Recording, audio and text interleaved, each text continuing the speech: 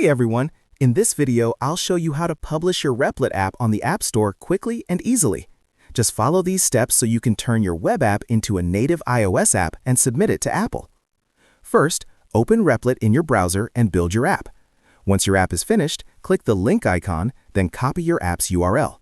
You'll need this link for the next step. Next, open a new tab and go to Median.co.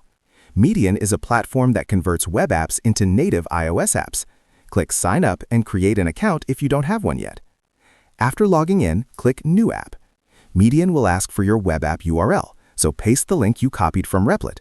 Then enter your app name, which is the name that will appear under your app icon on users' devices. Once that's done, click Start Building My App.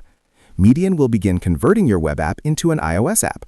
This process may take a few minutes. When it's finished, you'll be able to preview and download your app. Next, choose the option to export or download your iOS app. Median will provide an IPA file or instructions for uploading directly to the App Store using Xcode or Transporter. Now go to App Store Connect, which is Apple's platform for managing App Store apps. Sign in with your Apple ID. If you don't have a developer account yet, you'll need to join the Apple Developer Program, which requires a yearly fee. Follow Apple's steps to complete the registration. Once your developer account is active, open App Store Connect, click My Apps, then tap the plus icon to add a new app. Fill in your app details, then upload your IPA file using Xcode or the Transporter app. After completing all required sections, click Submit for review.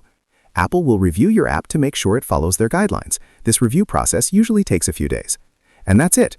Once you follow these steps, you'll be able to publish your Replit app on the App Store anytime.